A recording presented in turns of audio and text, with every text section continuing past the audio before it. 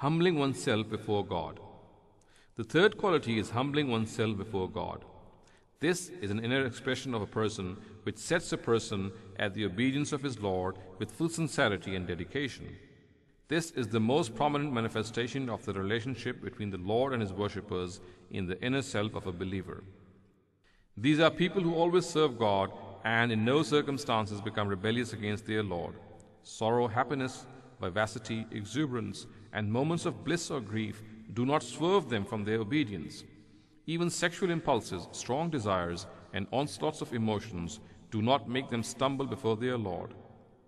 Their hearts acknowledge His grandeur and greatness, and they consider the Sharia a set of divine directives given by God to them in His very presence, and can't even think of evading what is given in this manner.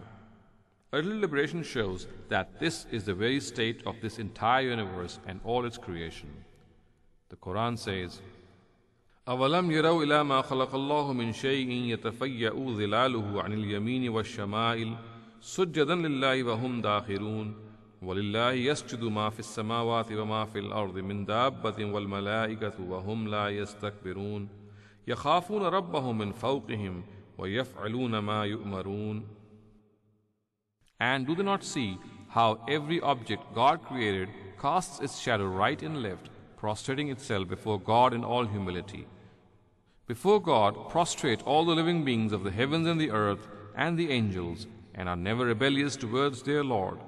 They fear their Lord who is above them and do exactly as they are directed. Surah number 16, verses 48 to 50. Veracity. The fourth quality is veracity.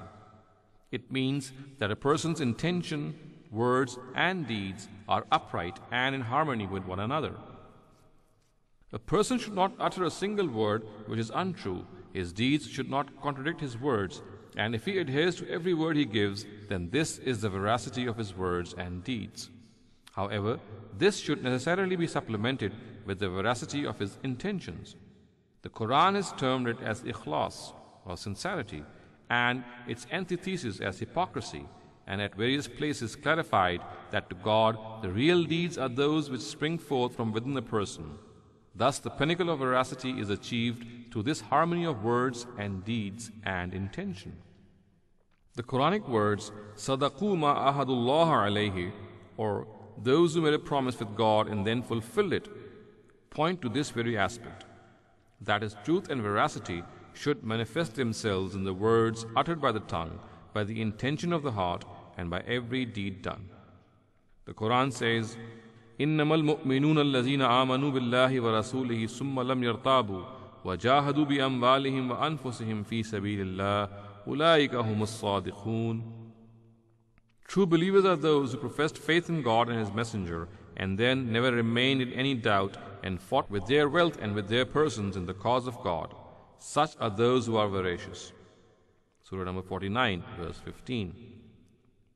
Patience. The fifth quality is patience. It means to restrain oneself from restlessness and anxiety. In the words, وَلَوْ أَنَّهُمْ صَبَرُوا حَتَّى يَخْرُجَ إِلَيْهِمْ, or, and if they had been patient until you came out to them, it is used in this initial meaning. Then the meaning of showing perseverance and resolve while encountering hardships and hindrances was incorporated into it. Thus the patience which is mentioned in the verse is not something akin to weakness and frailty that a person is forced to adopt when he is helpless and weak. On the contrary, it is the fountainhead of determination and resolve and the pinnacle of human character.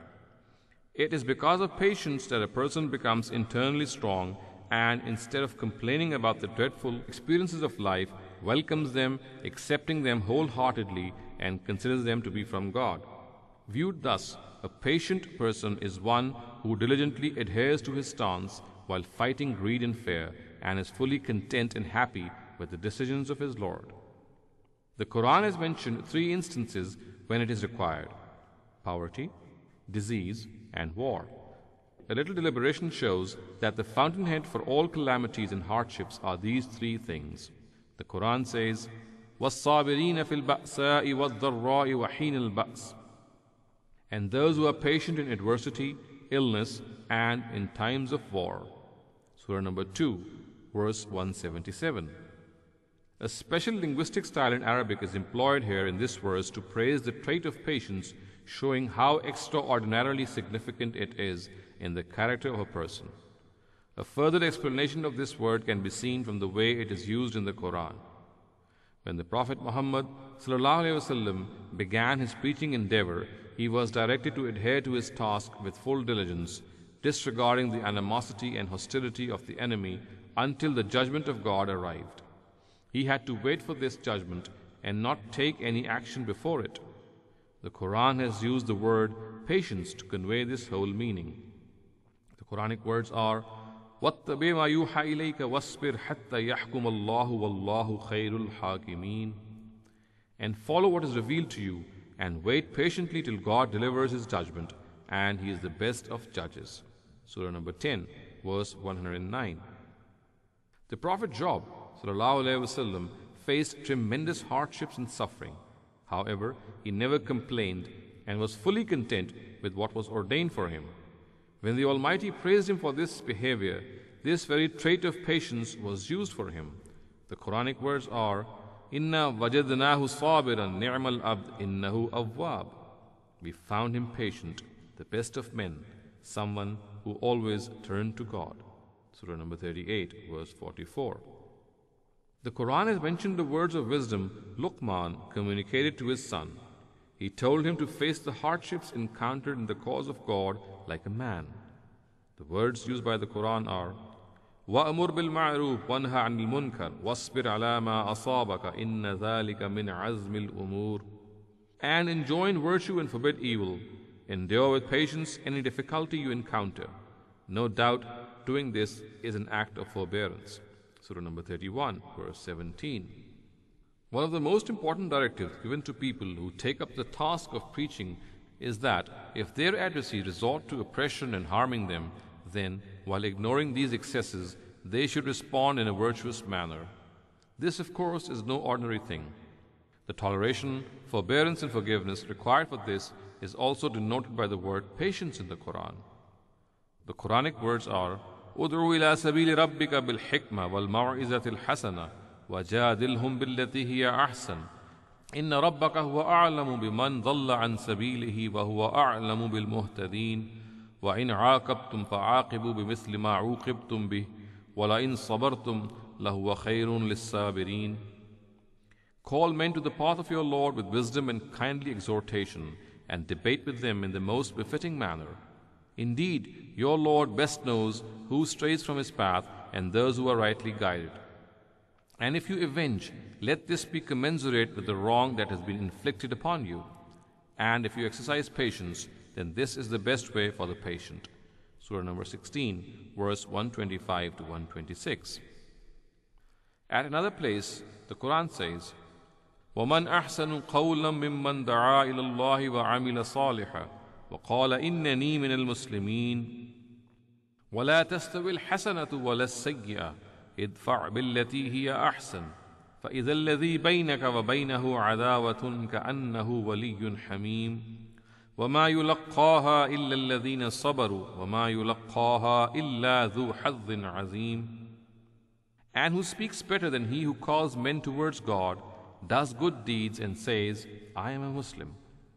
And in reality good and evil are not equal.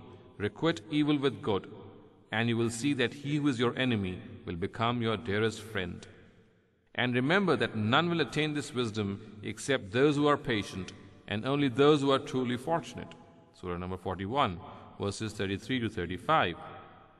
It is this very word which is used for people who gallantly and resolutely fight the enemy in the battlefield when death stares them in the eye and fear and dread tries to overwhelm them.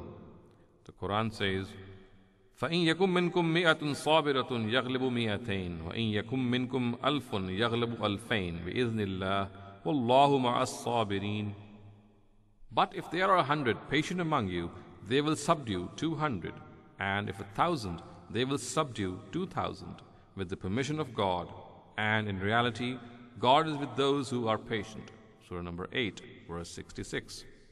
This word is also used for a person who keeps resolutely discharging throughout his life all the responsibilities and obligations which the Almighty has imposed upon him. In the words of Imam Hasan Islahi, the way a farmer tills the soil, sows seeds in his fields, waters and constantly looks after them, a person endowed with this trait tills the soil of his personality and protects it, then such an attitude is called patience. The Quran says, رَبُّ السَّمَاوَاتِ وَالْأَرْضِ وَمَا بَيْنَهُمَا فَاعْبُدُوهُ وَاصْطَبِرْ لِعِبَادَتِهِ. He is the Lord of the heaven and the earth and all that is between them. Worship Him, and then with patience remain in His service. If on occasions of sorrow and happiness which every person encounters in his life, a person exercises self-control, happiness and joy do not make him proud and arrogant, and sorrow does not frustrate and upset him, then such an attitude is also called patience by the Quran. The words used are, وَلَئِنْ أَزَقْنَا الْإِنسَانَ مِنَّا رَحْمَةً ثُمَّ نَزَعْنَاهَا مِنْهُ إِنَّهُ لَيَئُوسٌ كَفُورٌ وَلَئِنْ أَزَقْنَاهُ نَعْمَاءَ بَعْدَ ضَرَّاءَ مَسَّتْهُ لَيَقُولَنَّ ذَهَبَ السَّيِّئَاتُ عَنِّي إِنَّهُ لَفَرِحٌ فَخُورٌ إِلَّا الَّذِينَ صَبَرُوا وَعَمِلُوا الصَّالِحَاتِ أُولَٰئِكَ لَهُمْ مَغْفِرَةٌ وَأَجْرٌ كَبِيرٌ. If we show mercy to man and then deprive him of it, he becomes frustrated and becomes ungrateful. And if after adversity we grant him favor, he says, "Gone are my hardships," and grows jubilant and boastful. Not so the patient who do good deeds. Forgiveness is for them and a great reward also.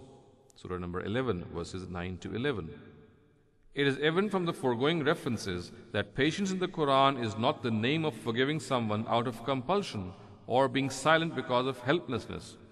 It is the name of a trait on account of which a person is always content on the decisions of his God, never worried if his efforts are not bearing fruit, is not restless and uneasy, is not revengeful even against those who harm him, is steadfast in defending the truth even if death stares at him, exercises restraint both in times of joy and sorrow, and all his life diligently discharges what he thinks to be his obligation. It is this aspect of human character because of which the relationship of tawakkul or trust is established between him and his Creator, and in all circumstances he trusts him. The Quranic words, "Inna lillahi wa inna ilayhi raji'un," or "We are for God and to Him shall we return," Surah number 2, verse 156, express this very trust and submission. The Quran says that those who abide by these words all their life will be rewarded with special favors from their Lord. The Quranic words are, وَبَشِّرِ الصَّابِرِينَ الَّذِينَ إِذَا أَصَابَتْهُمْ مُصِيبَةٌ قَالُوا إِنَّا لِلَّهِ وَإِنَّا إِلَيْهِ رَاجِعُونَ أُولَٰئِكَ عَلَيْهِمْ صَلَوَاتٌ مِّن رَّبِّهِمْ وَرَحْمَةٌ وَأُولَٰئِكَ هُمُ الْمُهْتَدُونَ. And O Prophet, give glad tidings of success in this world and in that to come to those who persevere in this cause. Those who, when afflicted with some calamity, say, "We belong to God, and to Him one day we shall return." On such men will be God's blessing and mercy, and it is they who will be rightly guided by Him. Surah number 2, verses 155 to 157.